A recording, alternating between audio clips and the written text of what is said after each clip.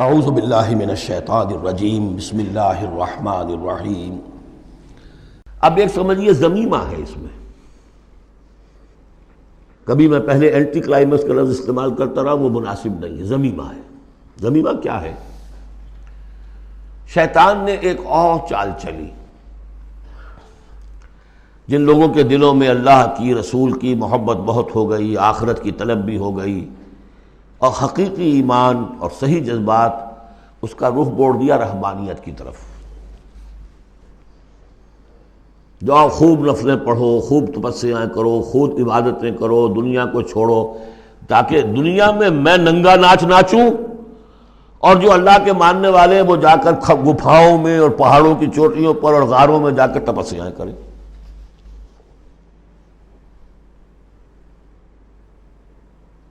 اس کی نفی ہو رہی ہے۔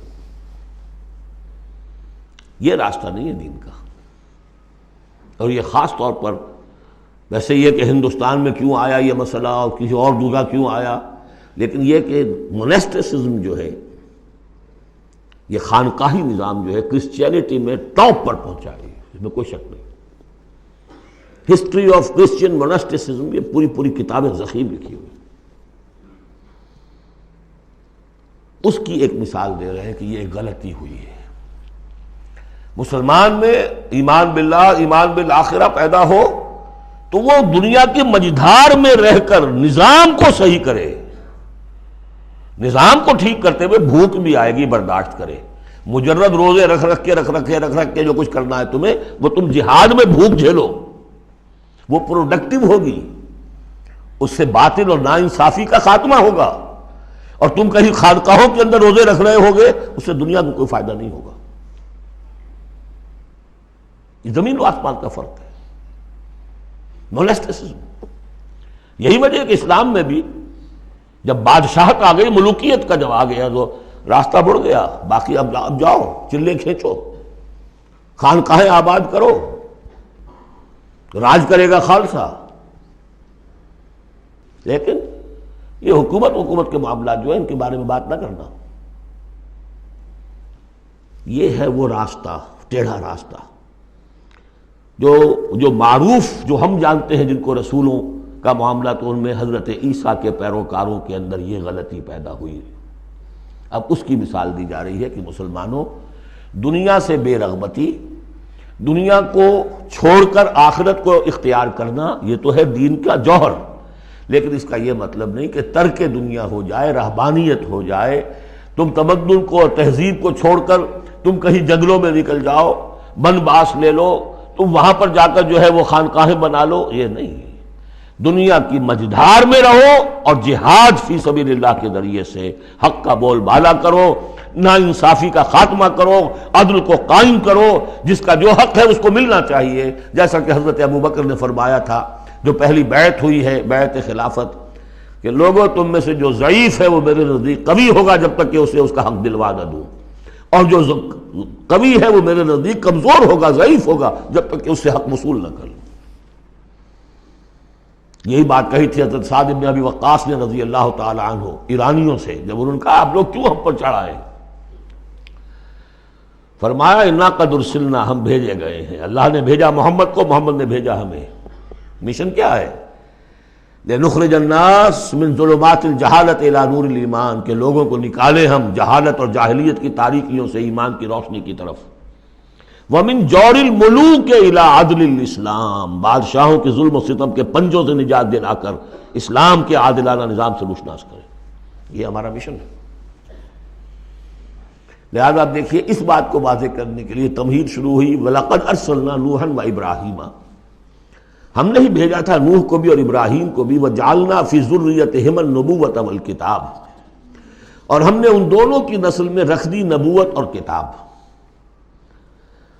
حضرت نوح کی بات ظاہر بات ہے کہ ان کی نسل ہی چلی ہے، لہذا نبوت بھی ان کی نسل میں چلی، لیکن ان کی نسل حضرت سام کی نسل بھی ہے، حضرت حام کی نسل بھی ہے، حضرت یافس کی نسل بھی ہے، تو یقیناً حضرت نوح اور حضرت ابراہیم کے مابین تو انبیاء اور رسل تینوں نسلوں میں آئے،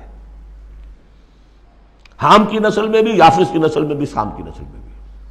قرآن مجید میں صرف سامی رسولوں کا تذکرہ ہے، البتہ ابراہیم کے بعد پھر جو آئے ہیں وہ حضرت ابراہیم کی نسل میں آئے ہیں، اور حضرت ابراہیم بھی چونکہ اب سے تقریباً 5000 برس قبل کے ہیں، اور ان کی اولاد کہاں کہاں تک گئی ہے یہ بالکل اپنی جگہ پر ایک تحقیق کا موضوع ہے، لیکن نبی ان کے بعد آئے ہیں، ان کی نسل میں۔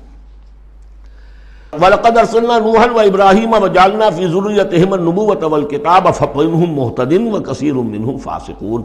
اب ان کی نسل کے اندر بہت سے ہیں ہدایت یافتہ بھی ہیں، لیکن بہت سے کثیر جو ہیں وہ فاسق ہیں۔ یہ تمہید ہے کس بات کے لیے؟ ثُمَّ قَفَّيْنَا عَلَىٰ آثَارِهِمْ بِرُسُلِنَا وَقَفَّيْنَا بِعِيسَىٰ ابْنِ مَرْيَمَ، پھر ہم نے بھیجے ان کے پیچھے ان کے نقش قدم پر، آثارہم برسلنا، اپنے بہت سے رسول، وقفینا بعیسیٰ ابن مریم، اور پھر ہم نے بھیجا عیسیٰ ابن مریم کو۔ عیسیٰ ابن مریم کے تذکرے کے لیے یہ ساری تمہید ہے۔ وآتیناہ الانجیل، اور اسے ہم نے انجیل عطا فرمائی حضرت عیسیٰ ابن مریم کو۔ وجعلنا فی قلوب الذین اتبعوہ رأفۃ ورحمہ، اور ہم نے رکھ دیا، پیدا کر دیا ان لوگوں کے دل میں جنہوں نے اس کی پیروی کی، بڑی نرمی اور رحمت، رافت اور رحمت۔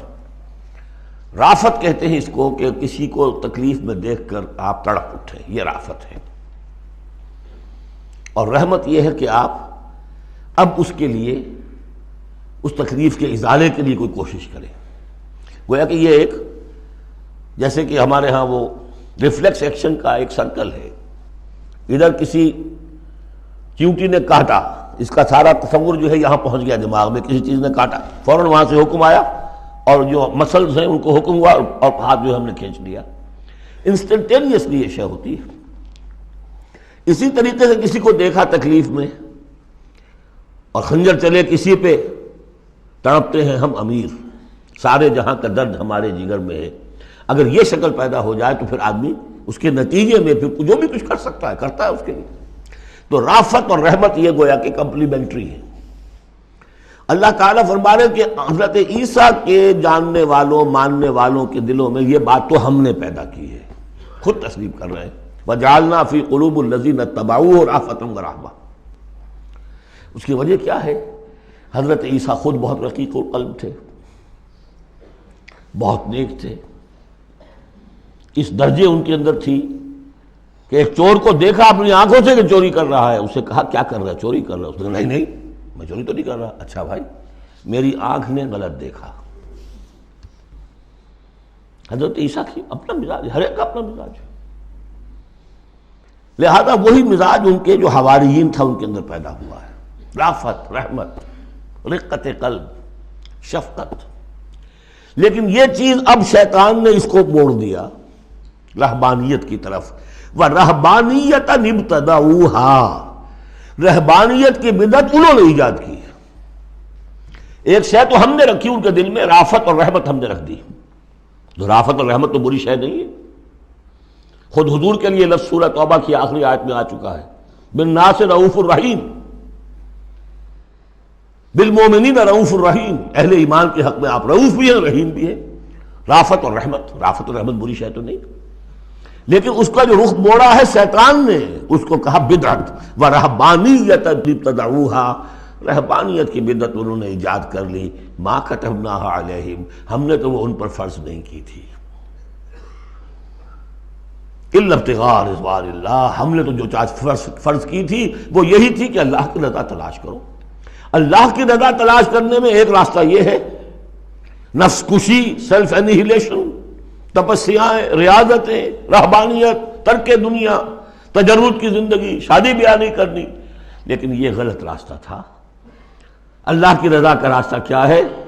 وَابْتَغُوا إِلَيْهِ السَّبِيلَ وَجَاهِدُوا فِي سَبِيلِ اللَّهِ بِأَمْوَالِكُمْ وَأَنفُسِكُمْ، یہ راستہ ہے جو اللہ چاہتا ہے، باطل کو ملیا بیٹ کرنے کے لیے، حق کو غالب کرنے کے لیے، ظلم کے خاتمے کے لیے، عدل و قسط کو قائم کرنے کے لیے۔ سختیاں جھیلو، تکلیفیں برداشت کرو، بھوک برداشت کرو، فاقے برداشت کرو، جان و مال کا نقصان برداشت کرو، یہ ہے کہ جو اللہ کی رضا جوئی کا راستہ ہے جو اللہ نے سکھایا ہے۔ ہاں شیطان نے موڑ دیا کہ ان کی نیکی اب تمدن سے مڑ کر ادھر چلی جائے، تاکہ یہاں تمدن کا میدان میرے لیے، ننگا ناچ میں ناچوں، مجھے کچھ پوچھنے والا نہ ہو۔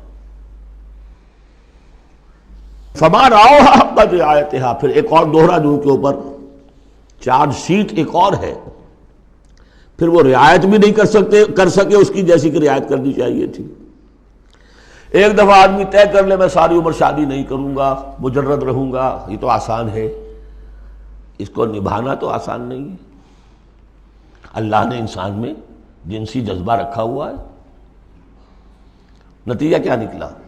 وہ تو جو کتابیں میں نے بتایا ہے کہ یہ موٹی موٹی ضخیم کتابیں جو ہیں ہسٹری آف کرسچین موناسٹسزم پر، ان میں پڑھ لیجیے اب کیا ہوتا تھا۔ کہنے کو راہب ہے اور راہبائیں ہیں، اور زنا ہو رہا ہے، حرامی بچوں کی پیدائش ہو رہی ہے، اور ان کے تہخانوں کے اندر قبریں بن رہی ہیں۔ وہ تہخانے جو ہوتے تھے راہب خانوں کے، وہ حرامی بچوں کے قبرستان ہوتے تھے۔ آخر فطرت کا راستہ ہے، دریا کے آگے آپ بند باندھیں گے کیا کریں گے؟ کوئی راستہ اس کا ایک اور بنائیے تو پھر وہ بند باندھ سکتے ہیں نا، چلتے دریا میں کیسے بنا دیں گے؟ وہ اسلام نے راستہ دیا ہے، حلال راستہ ہے، جائز راستہ ہے، شادی کرو، اپنے جنسی جذبے کی تسکین کا سیدھا سامان جو ہے وہ تمہارے لیے موجود ہے۔ جہاں وہاں قدغن آ جائے گی حرام خوری ہوگی، پانی کے آگے بہاؤ کریں تو پانی کہیں نہ کہیں سے راستہ نکال لے گا، یہی ہوا۔ اور کون بچا ہوا؟ تو شاذ کوئی ہوگا، اس لیے کہ خود وہ کہتے ہیں، انہی کا ایک آدمی ہے شاہدہ شاہد من اہلہا، جب فرائیڈ جو ہے انہی کا آدمی وہ کہتا ہے کہ یہ سب سے زیادہ پوٹنٹ ہے موٹیو انسان کا، the most potent motive in human beings is sex. حالانکہ غلط ہے یہ، مغربی حکماء کے میں سے کسی کی نظر کہیں جم گئی، کسی کا کہیں جم گئی۔ مارکس کو پیٹ نظر آیا، معاشی جذبہ جو ہے انسان کا، اس کو سیکس نظر آیا۔ ایڈلر کو دی ارج ٹو ڈومینیٹ، تفوق، حب تفوق۔